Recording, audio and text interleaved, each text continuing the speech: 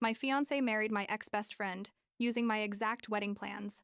My own mother orchestrated the betrayal. But when Natalie attacked me at my home, and Mom defended her, I got restraining orders against all three and left them speechless. I'm 27 years old.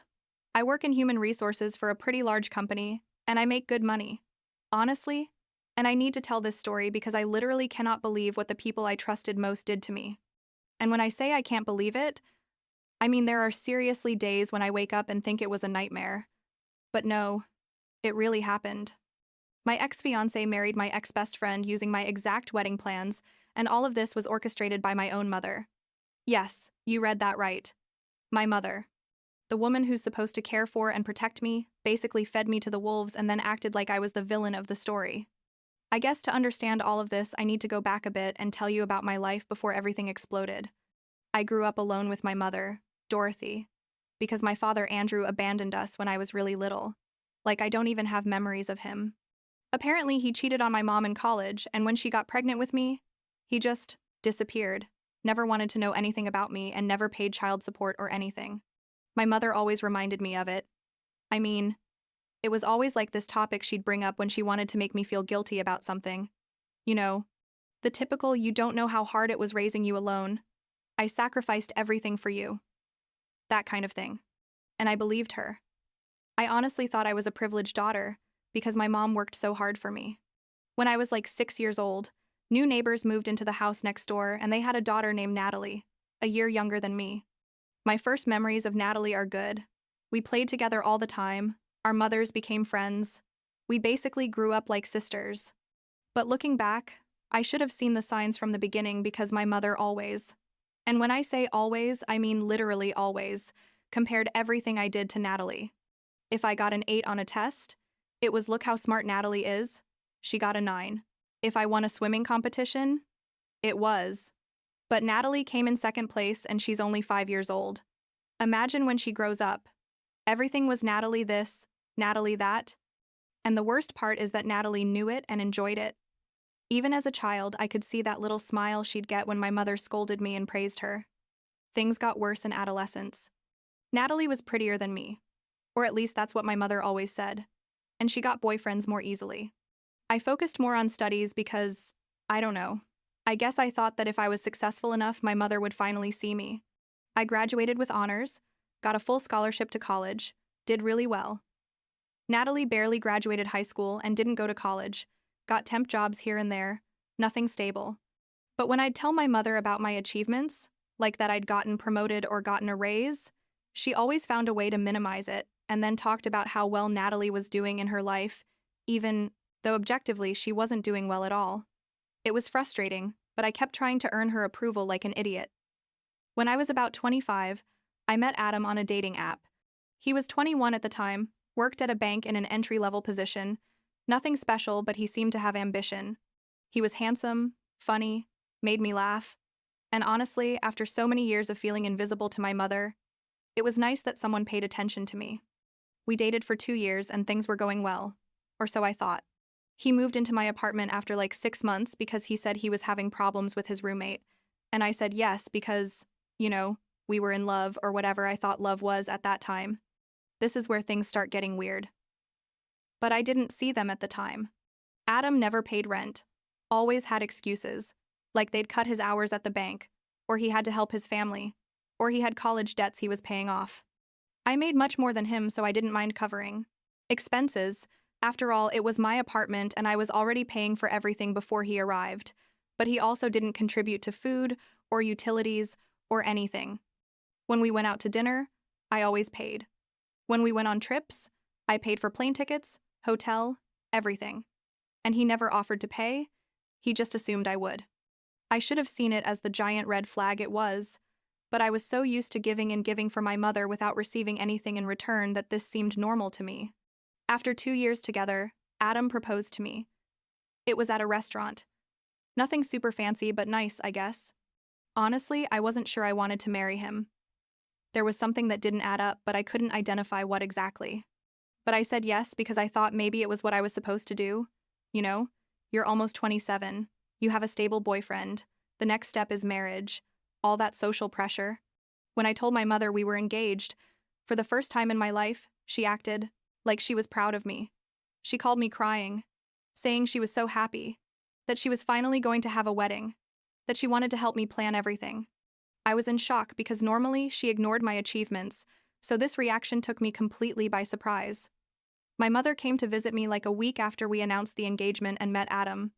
I had kept my distance from her for years, saw her maybe once a year at Christmas and that's it, because every interaction was painful and made me feel bad about myself. But when she showed interest in my wedding, I thought that maybe things could finally change between us, that maybe we could have a normal mother-daughter relationship. How naive I was. Seriously. Dorothy and Adam got along really well. She was delighted with him, said he was so handsome, so polite, so perfect for me, she even said. And I remember this perfectly because it surprised me so much. You finally did something right, Kimberly. He's a good catch. Something. Right. As if everything else I'd accomplished in my life didn't count for anything. We started planning the wedding and my mother was super involved, which should have seemed suspicious to me because she'd never been involved in anything of mine before. We chose the venue. A beautiful event hall. I hired an expensive photographer. We chose the menu, the flowers, everything. I wanted a spring wedding with pastel decoration, something elegant but not too extravagant. My mother had opinions about everything, made suggestions, went with me to appointments with vendors. She also insisted a lot that we invite Natalie, who was still her neighbor, even though I hadn't talked to her in years. I said no, that I didn't want Natalie at my wedding because our friendship had been toxic and we weren't close anymore. But Dorothy insisted it would be rude not to invite her after so many years of being like sisters. In the end, I gave in because I could never say no to my mother when she pressed hard. Enough. About 3 months before the wedding date, Adam started acting weird. He became distant, spent a lot of time on his phone, came home late from work or said he had to stay doing overtime. When I'd ask him what was wrong, he'd say nothing, that he was just stressed about work. I believed him because, we were about to get married and I thought pre-wedding stress was normal. But then he stopped responding to my messages during the day, which he always used to do. If I'd send him a text in the morning asking what he wanted for dinner, he wouldn't respond until night. If I'd send him photos of decoration options for the wedding, he'd leave me on read. I started to worry, but when I confronted him, he made me feel like I was overreacting, like I was a neurotic and controlling bride. One day, like 2 months before the wedding, I was checking Instagram because I hadn't heard from Adam all day and wanted to see if he'd been active on social media. And there I saw it. A post from Natalie in a wedding dress at my event hall, with my exact decoration, the flowers I had chosen, the colors I had picked, everything. The caption said something like, "The happiest day of my life with the love of my life," and Adam was tagged, Adam, my fiancé. I couldn't breathe. I literally felt like I was going to faint. I kept looking at the photos and there were more. Photos of them cutting a wedding cake, photos of them dancing, photos of them with guests I didn't recognize. The date of the post was that same day. They had gotten married, using my exact plans. My event hall, my decorator, my flowers, my cake, everything I had spent months planning. I sat on the couch unable to move. I don't know how long, trying to process what I had just seen. How was this possible? How had they used my wedding? How had the event hall not warned me that there was another event scheduled for that date? How had the vendors not said anything? Nothing made sense. And then I received a message from Adam. It said, "I'm sorry, Kimberly, but this isn't going to work. I met someone else and I can't continue with this anymore. I hope we can be friends someday." Be friends. After he had just married someone else using my wedding. I was in total shock. I couldn't even cry. I just stood there staring at the phone. I called my mother because I didn't know what else to do. I needed to tell someone what had happened. She didn't answer the first call, or the second, or the third. I sent her like 20 messages, saying it's an emergency. I need to talk to you. Please answer me. Nothing. The next day, I received another message from Adam saying that Dorothy had introduced him to Natalie like a month ago, that they had fallen in love immediately, that Dorothy had organized everything, including transferring all the wedding contracts to their names, and that he hoped I would understand because you and I weren't compatible anyway. And I was only with you for convenience. For convenience. After 2 years together, after I paid for everything, After I supported him financially, he had the nerve to say he was with me for convenience. And then I saw more posts on social media. Adam and Natalie were at the airport, going on their honeymoon to Italy, which was exactly where I had planned to go on my honeymoon. I already had the tickets bought and everything. They had literally stolen every aspect of my wedding, even the honeymoon. And my mother had orchestrated everything. My own mother, the woman who's supposed to love me unconditionally, had coordinated for my fiancé to cheat on me with the girl she had always preferred over me. They had used my wedding plans that I had paid for with my money, and they had gone on a trip to my honeymoon destination. It was so surreal that part of me kept thinking it was an elaborate joke or a nightmare I was going to wake up from. I spent the next few days in a kind of fog. I called work saying I was sick because I couldn't even get out of bed. I wasn't eating, wasn't sleeping well, just obsessively checking social media, looking at photos of their honeymoon in Italy. Them at the Colosseum, them in Venice in a gondola, them eating pasta at some romantic restaurant. Each photo was like a dagger in the chest. And my mother still wasn't answering my calls or messages. She had completely disappeared. I alternated between shock, sadness, and a rage I had never felt before in my life. I kept asking myself why. What had I done to deserve this? But I couldn't find answers. Like a week after the fake wedding, when they were still in Italy, my phone rang at 3 a.m. It was Dorothy. Finally. I answered, expecting an explanation, an apology, something that made sense. But the first thing she said to me was, "You're a horrible person, Kimberly. How could you do this to Natalie?" I was so confused. Like, what are you talking about? And she started yelling at me, saying that I had sabotaged Natalie on purpose, that I had known Adam had no money and had hidden it, so Natalie would marry someone broke, that I had ruined her life. Apparently, Natalie had discovered on the honeymoon that Adam was completely broke, that he not only had no savings but had credit card debts and student loans, that he had been living off my money for 2 years and had no real ambition to advance in his career. I couldn't believe what I was hearing. I told my mother, "Wait, you're blaming me because your plan to match your favorite daughter with my fiancé went wrong, because it turns out he was a parasite that I was supporting." She kept yelling that I should have warned them, that I knew what Adam was like financially, and that I deliberately said nothing to get revenge on Natalie. I asked her, "Get revenge for what exactly? What did Natalie do to me that I would want to get revenge?" And Dorothy said, "Well, you've always been jealous of her, since you were kids, because she's prettier and more pleasant than you." That's when something broke inside me. I told her, "You know what, Dorothy? Go to hell." And I hung up. It was the first time in my life I'd hung up on my mother. I blocked her number because I couldn't deal with more abuse at that moment. I started therapy because obviously I needed to process this whole situation with a professional. My therapist helped me see patterns of emotional abuse that had been present my whole life, things I had normalized because it was all I knew. I realized that Dorothy had never really loved me, that she had always seen me as a burden, as the living reminder that my father had abandoned her. And Natalie had been like the daughter she really wanted, the one she could love without the resentment she felt toward me. It was devastating to realize this, but also in a certain way liberating, because I finally understood that nothing I did would ever be enough to earn her love. About 2 weeks after I blocked my mother, when Adam and Natalie had already returned from Italy, I heard knocking on my door at 10 at night. I looked through the peephole and it was Adam. Alone. He looked terrible. Like he hadn't slept in days. He had dark circles and looked disheveled. Part of me wanted to ignore him and leave him standing there, but another part felt curious about what he could possibly want to say to me after everything that had happened. I opened the door but left the security chain on and asked him what he wanted. He started crying immediately, crying like a child, and said he had made the biggest mistake of his life, that he loved me, that Natalie wasn't who he thought she was, that please forgive him and let him come back. I couldn't believe it. This man, who had betrayed me in the most horrible way possible, who had married someone else using my wedding, was standing there at my door, asking me to forgive him as if he had forgotten to load the dishwasher or something.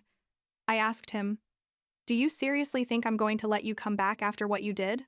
He kept crying and saying that Natalie had deceived him, that she had told him she also had money and that they were going to have a comfortable life together, but that it turned out she was also broke and expected him to support her, that Dorothy had promised them she was going to help them financially, but then refused because Natalie had disappointed her by marrying someone without money.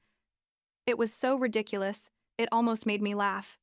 I told him, "So basically, you left me because you thought you were going to find a better financial situation with Natalie, and now that you realize she doesn't have money either, you want to come back to me. How romantic, Adam. I really feel special." And I closed the door in his face. He stayed outside, knocking on the door and begging for like half an hour until I threatened to call the police if he didn't leave. He finally left but kept sending me messages from different numbers because I blocked each one he used. The messages were pathetic. Things like, "I always loved you, Kimberly. I made a mistake. Give me another chance. Natalie forced me to do this. Your mother manipulated me." He never took responsibility for anything. Everything was someone else's fault. He even had the nerve to say that technically the marriage to Natalie didn't count because he had never officially canceled our engagement, as if that logic made any sense. I blocked him everywhere I could, but he kept finding ways to contact me. And then, out of nowhere, Dorothy started calling me again. I had unblocked her number in a moment of weakness, thinking that maybe she wanted to really apologize, but no, not at all. I ignored the first calls, but she kept insisting, so I finally answered. And her tone had completely changed. She was no longer angry and yelling. Now she was using that sweet and manipulative voice she used when she wanted something from me. She said, "Oh, Kimberly, honey, I'm so sorry for everything that happened. I got carried away trying to help Natalie, and I didn't think about how it would affect you. Can you forgive your mother?" I was in shock because I had never in my life heard her apologize for anything. I asked her directly, "Why the change of attitude, Dorothy? 2 weeks ago, I was a horrible person who had sabotaged Natalie, and now suddenly you want us to be a happy family again?" She tried to avoid the question, saying she'd had time to reflect and had realized that I was her daughter and that daughters are more important than neighbors, or something like that. But I knew there was more to the story. I insisted until she finally admitted that Natalie had completely cut her out of her life after she refused to give her and Adam money to pay off the credit card debts they had accumulated on the honeymoon. Apparently, they had spent like crazy in Italy thinking that somehow they were going to be able to pay for it later, but neither of them had money. Dorothy had told them that was their problem, and Natalie had exploded, saying that Dorothy owed them help after having set them up, and that if she didn't give them money, then she never wanted to see her again. So basically, my mother was contacting me because her favorite daughter had rejected her and now she needed me as a backup plan. I told Dorothy that I wasn't interested in having a relationship with her, that she had hurt me too much over the years, and that this was the straw that broke the camel's back. She started crying and saying that I was her only family, that she had raised me alone, and that I owed her respect and consideration. The same old song and dance. But this time it didn't work. I told her that I had gone to therapy, and that I finally understood how toxic our relationship had been, that she had never treated me like a daughter but like a constant disappointment, and that I deserved better.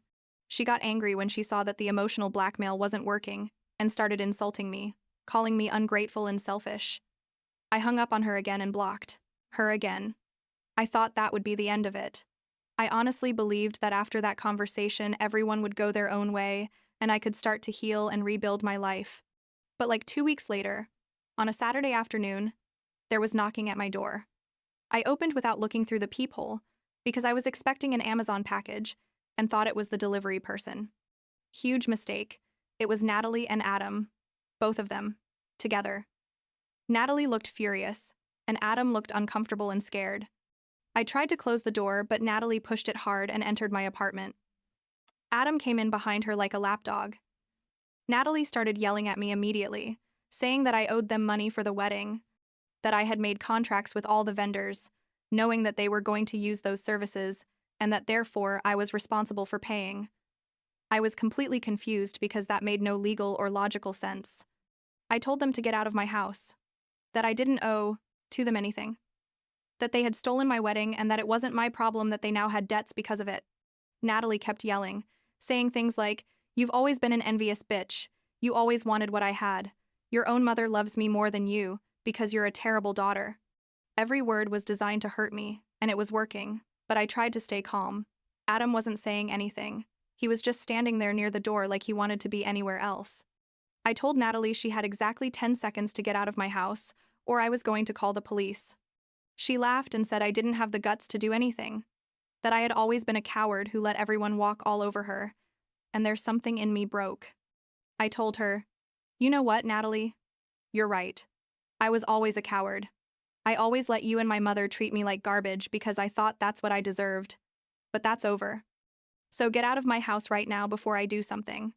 Neither of us. It is going to regret. She took a step toward me, and I thought she was going to push me or something. But what she did was worse. She slapped me. A hard slap that left my face burning and my ear ringing. I stood there in shock.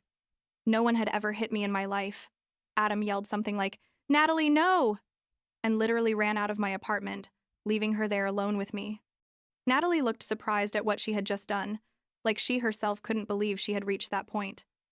I told her with a trembling voice, "Get out of my house right now." She tried to say something, but I screamed, "Out!" She backed up a few steps and I took the opportunity to run to my room and lock the door. From inside my room, I could hear Natalie yelling that this wasn't over, that she was going to make me pay for ruining her life, that Dorothy was right about me. I took out my phone with trembling hands and called 911. I told the operator that there was a person in my house who refused to leave and who had physically assaulted me, that I was afraid it would escalate more. The operator told me to keep the door closed and that police were on their way. Natalie must have heard that I was talking on the phone because suddenly everything went silent. I thought she had left, but I wasn't sure, so I stayed in my room until the police arrived like 10 minutes later. When the officers arrived, Natalie was still in my living room, sitting on my couch as if nothing had happened.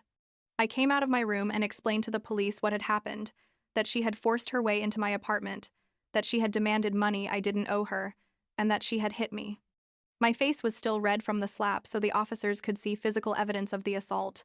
Natalie tried to say it was a lie, that I had invited her in and that we had argued verbally, but that she never touched me. But I had my phone in my hand.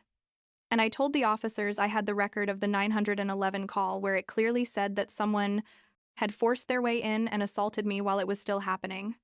The officers asked Natalie to stand up and told her she was under arrest for trespassing and assault.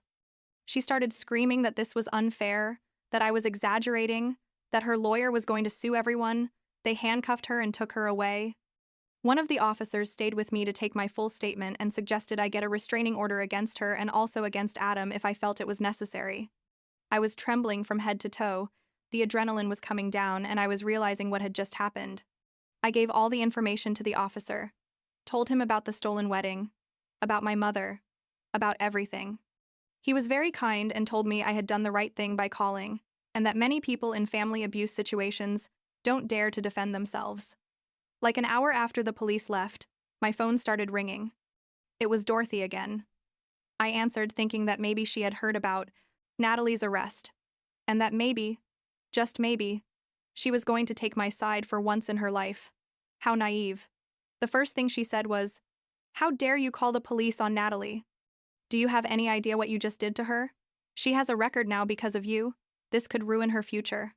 I was so tired, so exhausted from everything, that I didn't even have energy to argue. I told her very calmly, "Dorothy, Natalie entered my house without permission, demanded money. I don't owe her, and hit me. I called the police, like any rational person would in that situation. If she has a record now, it's because of her own actions, not mine." Dorothy kept yelling, saying that I had always been dramatic, that I had surely provoked Natalie, that a slap wasn't that big of a deal. I asked her, "Seriously, Mom? Are you seriously telling me it's okay for someone to enter my house and hit me?" She said, I was blowing things out of proportion as always, that Natalie was just stressed about the situation, and that I should be more understanding. And that's when I decided enough was enough. I told her, "Listen to me carefully, Dorothy, because I'm going to say this only once. I'm going to get a restraining order against Natalie, against Adam, and if you keep harassing me, I'm also going to get one against you. If any of the three of you tries to contact me again, I'm going to proceed legally with everything at my disposal. And if you try to manipulate me again or make me feel guilty for defending myself, I'm going to sue you for the money I spent on the wedding that Natalie and Adam stole. I have all the receipts, all the original contracts with my name, everything." She was silent for the first time in the conversation. I think she finally realized I was serious, that I was no longer the scared girl who would do anything for a little maternal approval. I told her, "This is the last time we're going to talk, Dorothy. Don't call me again. Don't send me messages again. Act like I don't exist because to me you no longer exist." And I hung up. It was the last conversation I had with my mother, and honestly, I don't regret anything, I said. The next day, I went to a lawyer and started the process for the restraining order. I filed one against Natalie, one against Adam, and after thinking about it a bit more, also one against Dorothy. The lawyer told me I had a solid case, especially with the police report of the assault. We also discussed the possibility of suing for the wedding money, but decided to wait to see how things developed with the restraining orders first. The judge approved all 3 temporary orders almost immediately and scheduled a hearing for a few weeks later to make them permanent. That was like 3 months ago. The restraining orders became permanent because none of the 3 showed up at the hearing to oppose them. Natalie went to court for the assault, and I think she reached an agreement with the prosecutor. I'm not sure of the exact details because I didn't want to be involved beyond giving my initial statement. I haven't heard anything from Adam, Natalie, or Dorothy since the orders became effective. I blocked all their social media, changed my phone number. I'm even considering moving to a new apartment just to make sure they don't know where to find me. Therapy has helped me a lot to process all of this. My therapist has helped me understand that what my mother did to me was systematic emotional abuse that lasted decades, and that what Adam did was financial exploitation in addition to infidelity. I'm working on rebuilding my self-esteem and learning to set healthy boundaries, things I never learned growing up. There are still difficult days where I wonder why I wasn't enough for my mother, why she always preferred Natalie. But I'm learning to accept that some people simply don't have the capacity to love the way their children need, and that's not a reflection of my value as a person. I've started reconnecting with friends I had neglected during my relationship with Adam, people who really care about me and support me. I also joined a support group for people who have experienced family abuse, and that has helped me feel less alone in all this. Hearing the stories of other people who have gone through similar situations makes me realize that family abuse is more common than people think, and that there's no shame in walking away from toxic family. As for my romantic life, honestly, I'm not ready to be in a relationship again yet. Adam's betrayal left me with a lot of trust issues that I need to work through before opening myself emotionally to someone new. But I'm okay with that. I'm not in a hurry. For the first time in my life, I'm focusing on myself, on what I need and want, without worrying about pleasing other people or earning someone else's approval. It's liberating and terrifying at the same time, but I feel like I'm finally on the right path. Sometimes I think about what my life would have been like if I had married Adam.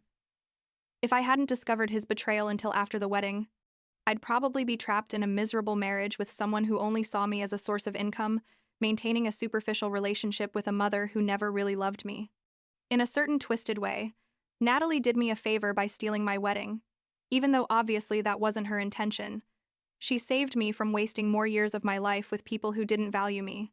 I don't know what Adam and Natalie are doing now, if they're still together or if their marriage already crumbled under the weight of their financial problems and lack of values. Honestly, I don't care. That part of my life is closed, and I have no intention of opening it again. Dorothy can keep her favorite adopted daughter if Natalie lets her back into her life. I don't need or want a relationship with either of them. I've made peace with the fact that technically I don't have biological family in my life, but I'm building my own chosen family with friends who have become siblings and mother figures who really care for me. What surprises me most about all this is how strong I turned out to be when I finally decided to defend myself. My whole life, I thought I was weak, that I needed my mother's approval to have value, that I had to endure mistreatment because that was normal. But when the critical moment came, when Natalie hit me and my mother expected me to forgive it, like I had forgiven everything else, I found within me a strength I didn't know I had. I called the police, sought legal protection, cut contact with all the toxic people in my life, and I haven't looked back since. That version of me that accepts crumbs of affection and normalizes abuse no longer exists, and I don't miss her at all.